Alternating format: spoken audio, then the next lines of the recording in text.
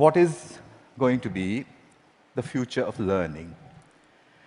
I do have a plan, but in order for me to tell you what that plan is, I need to tell you a little story which kind of sets the stage.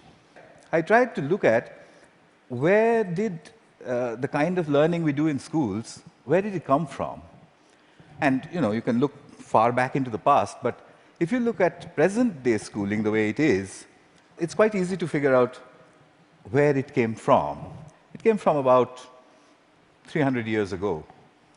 And it came from the last and the biggest of the empires on this planet. Imagine trying to run the show, trying to run the entire planet without computers, without telephones, with data handwritten on pieces of paper and traveling by ships. But the Victorians actually did it. What they did was amazing. They created a global computer made up of people. It's still with us today. It's called the bureaucratic administrative machine. In order to have that machine running, you need lots and lots of people. They made another machine to produce those people, the school. The schools would produce the people who would then become parts of the bureaucratic administrative machine. They must be identical to each other. They must know three things. They must have good handwriting, because the data is handwritten. They must be able to read, and they must be able to do multiplication, division, addition, and subtraction in their head. They must be so identical that you could pick one up from New Zealand and ship them to Canada, and he would be instantly functional. The Victorians were great engineers. They engineered a system that was so robust that is still with us today, continuously producing identical people for a machine that no longer exists. The empire's gone. So what are we doing with that design that produces these identical people? And what are we going to do next, if we ever are going to do anything else with it? So that's a pretty strong comment there. I said, schools as we know them now, they're obsolete. I'm not saying they're broken. It's quite fashionable to say that the education system is broken. It's not broken. It's wonderfully constructed. It's just that we don't need it anymore. It's outdated. What's the kind of jobs that we have today? Well, the clerks are the computers. They're there in thousands in every office. And you have people who guide those computers to do their clerical jobs. Those people don't need to be able to write beautifully by hand. They don't need to be able to multiply numbers in their heads. They do need to be able to read. In fact, they need to be able to read discerningly. Well, that's today. But we don't even know what the jobs of the future are going to look like. We know that people will work from wherever they want, whenever they want, in whatever way they want. How is present-day schooling going to prepare them for that world? Well, I bumped into this whole thing completely by accident. I used to teach people how to write computer programs in New Delhi 14 years ago. And right next to where I used to work, there was a slum. And I used to think, how on earth are those kids ever going to learn to write computer programs? Or should they not? At the same time, we also had lots of parents, rich people, who had computers, and who used to tell me, my son, I think he's gifted, because he does wonderful things with computers. And my daughter, oh, surely she's extra intelligent, and so on. So I suddenly figured that how come all the rich people are having these extraordinarily gifted children? What did the poor do wrong?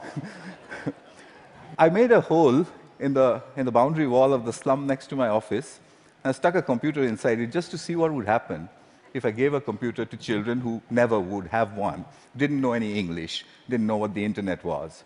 The children came running in. It was 3 feet off the ground, and they said, "What is this?" And I said, "Yeah, but it's, I don't know." So they said, "Why have you put it there?" I said, "Just like that." And they said, "Can we touch it?" I said, "If you wish to." And I went away.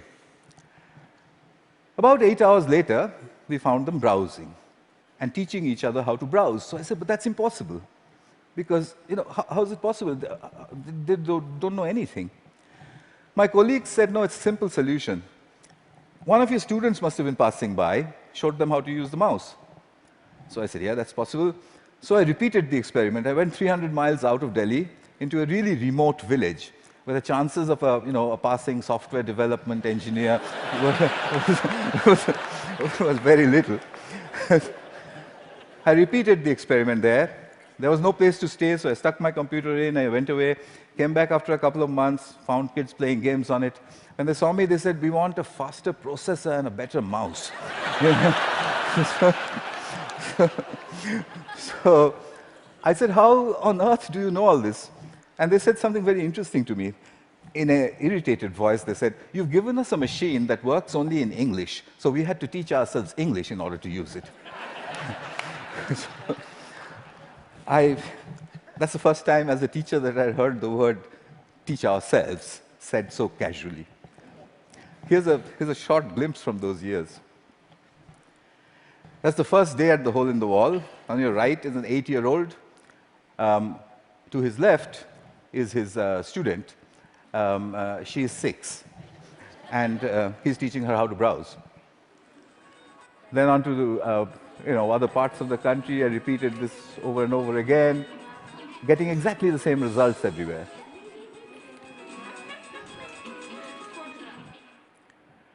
An 8-year-old telling his elder sister what to do.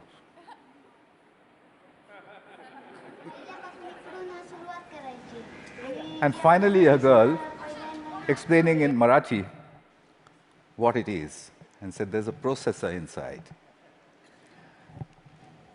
So I started publishing. I published everywhere. I wrote down and measured everything, and I said, in 9 months, a group of children left alone with a computer in any language would reach the same standard as an office secretary in the West. I'd seen it happen over and over and over again. But I was curious to know what else would they do if they could do this much. I started experimenting with other subjects. Among them, for example, pronunciation. There's one community of children in southern India whose English pronunciation was really bad. And they needed good pronunciation because that would improve their jobs. I gave them a speech-to-text engine in a computer. And I said, "Keep talking into it until it types what you say."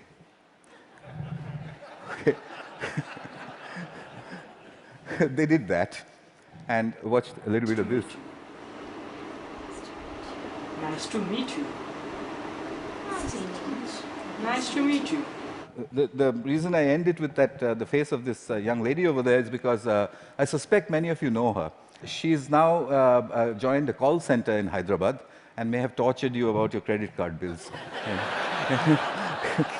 in a very clear English accent. So then people said, "Well, how far will it go? Where does it stop?" I decided I would destroy my own argument by creating an absurd proposition.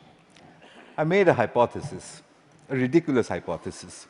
Tamil is a South Indian language, and I said, can Tamil-speaking children in a South Indian village learn the biotechnology of DNA replication in English from a street-side computer? And I said, I'll measure them, they'll get a 0. I'll spend a couple of months, I'll leave it for a couple of months, I'll go back, they'll get another 0. I'll go back to the lab and say, we need teachers. I found a village, it was called Kali Kuppam in southern India. I put in hole-in-the-wall computers there, downloaded all kinds of stuff from the internet about DNA replication, most of which I didn't understand. The children came rushing and said, what's all this? So I said, it's very topical, very important. It's all in English. So they said, how can we understand such big English words and diagrams and chemistry? So by now, I had developed a new pedagogical method, so I applied that. I said, I haven't the foggiest idea. and anyway, I'm going away. So I left them for a couple of months. They'd got a 0. I gave them a test. I came back after 2 months, and the children trooped in and said, "We've understood nothing." So I said, "Well, I mean, what did I expect?" So I said, "Okay, but how long did it take you before you decided that you can't understand anything?" So they said, "We haven't given up. We look at it every single day." So I said, "What? You don't understand these screens, and you keep staring at it for 2 months. What for?" So a little girl, who you'll see just now, she raised her hand, and she says to me in broken Tamil and English, she said, "Well, apart from the fact that improper replication of the DNA molecule causes disease, we haven't understood anything else."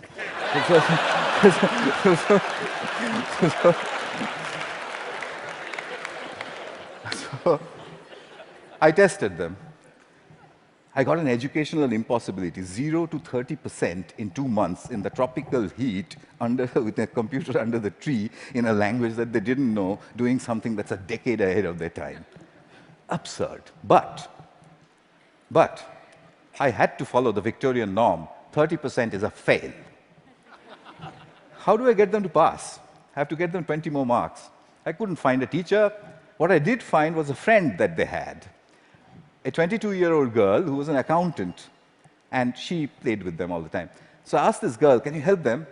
So she says, "Absolutely not. I didn't have science in school. I have no idea what they're doing under that tree all day long. I can't help you." I said, "I'll tell you what, use the method of the grandmother." So she says, "What's that?" I said, "Stand behind them. Whenever they do anything, you just say, 'Well, wow, I mean, how did you do that? What's the next page?' Gosh, when I was your age, I could have never done that." I mean, you know what grannies do. So she did that for 2 more months. The scores jumped to 50%. Kalikuppam had caught up with my control school in New Delhi, a rich private school with a trained biotechnology teacher. When I saw that graph, I knew there is a way to level the playing field. Here's Kalikuppam.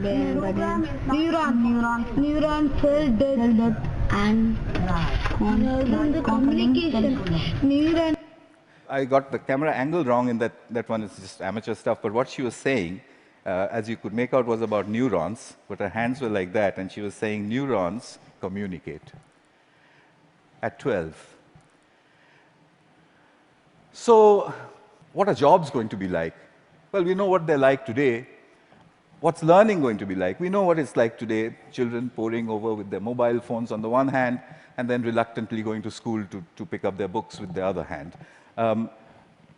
What will it be tomorrow? Could it be that we don't need to go to school at all? Could it be that at the point in time when you need to know something, you can find out in 2 minutes? Could it be a devastating question, a question that was framed for me by Nicholas Negroponte? Could it be that we are heading towards, or maybe in, a future when knowing is obsolete? But that's terrible. We are Homo sapiens. Knowing, that's what distinguishes us from the apes. But look at it this way. It took nature 100 million years to make the ape stand up and become Homo sapiens. It took us only 10,000 to make knowing obsolete. What an achievement that is. But we have to integrate that into our own future. Encouragement seems to be the key. If you look at Kuppam, if you look at all of the experiments that I did, it was simply saying, wow, saluting learning. There is evidence from neuroscience. The reptilian part of our brain, which sits in the center of our brain, when it's threatened, it shuts down everything else. It shuts down the prefrontal cortex, the parts which learn. It shuts all of that down. Punishment and examinations are seen as threats. We take our children, we make them shut their brains down, and then we say, perform.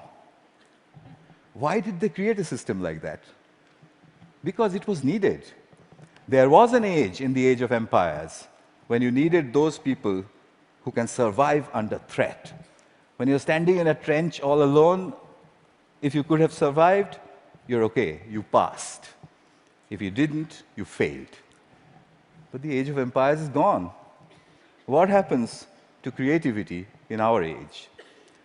We need to shift that balance back from threat to pleasure. I came back to England looking for British grandmothers.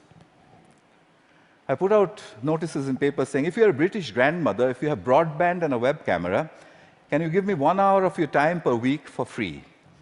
I got 200 in the first 2 weeks. I know more British grandmothers than anyone in the universe. They're called the granny cloud.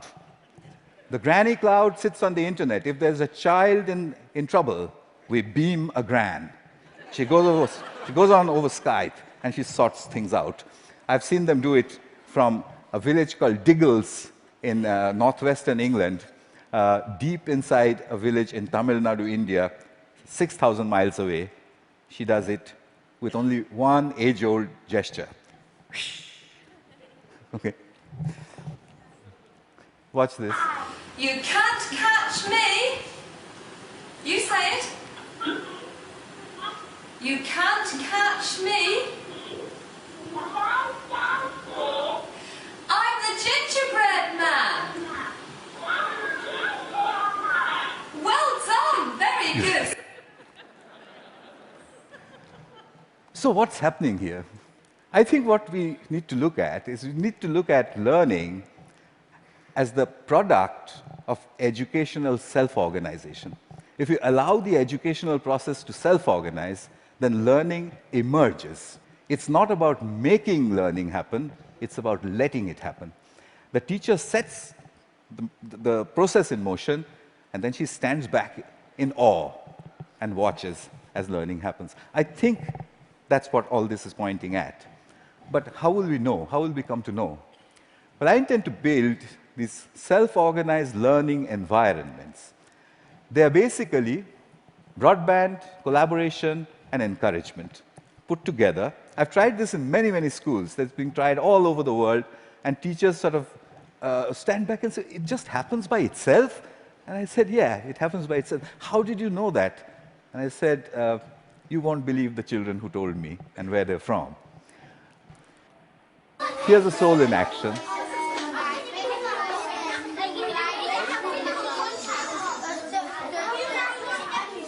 This one is in England.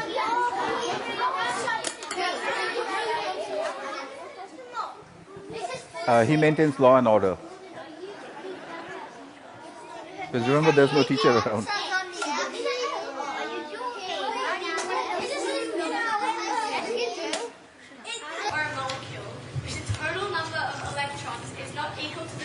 Australia. Giving it a net positive or negative electrical charge. The net charge on an iron is equal to the number of protons in the iron minus the number of electrons. A decade ahead of our time. So souls, I think we need a curriculum of big questions. You already heard about that. You know what that means. There was a time when Stone Age men and women used to sit and look up at the sky and say, what are those twinkling lights? They built the first curriculum. But we've lost sight of that wondrous questions. We've brought it down to the tangent of an angle. But that's not sexy enough. The way you would put it to a 9-year-old is to say, if a meteorite was coming to hit the Earth, how would you figure out if it was going to or not? And if he says, well, what? How? You say there's a magic word, it's called the tangent of an angle, and leave him alone. He'll figure it out. So here are a couple of images from souls. I've tried incredible questions. When did the world begin?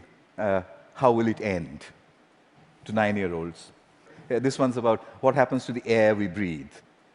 This is done by children without the help of any teacher. The teacher only raises the question and then stands back and admires the answer. So, what's my wish? My wish is that we design the future of learning. We don't want to be spare parts for a great human computer, do we? So we need to design a future for learning. And I've got to get this wording exactly right, because, it's very important.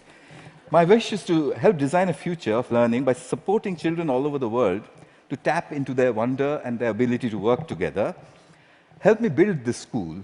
It will be called the School in the Cloud. It'll be a school where children go on these intellectual adventures driven by the big questions which their mediators put in. The way I want to do this is to build a facility where I can study this. It's a facility which is practically unmanned. There's only one granny who manages health and safety. The rest of it's from the cloud. The lights are turned on and off by the cloud, etc., etc. Everything's done from the cloud. But I want you for another purpose. You can do self-organized learning environments at home, in the school, outside of school, in clubs. It's very easy to do. There's a great document produced by TED which tells you how to do it. If you would please do it across all 5 continents and send me the data, then I'll put it all together, move it into the School of Clouds, and create the future of learning. That's my wish. And just one last thing, I'll take you to the top of the Himalayas. At 12,000 feet, where the air is thin, I once built 2 hole-in-the-wall computers, and the children flocked there. There was this little girl who was following me around. And I said to her, you know, I want to give a computer to everybody, every child. I don't know, what should I do? And I was trying to take a picture of her, you know, quietly. She suddenly raised her hand like this and said to me, "Get on with it."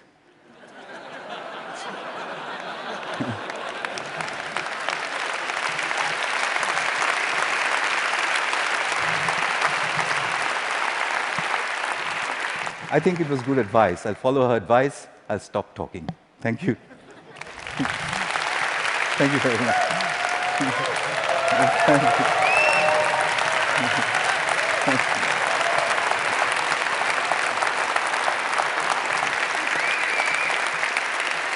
Thank you very much.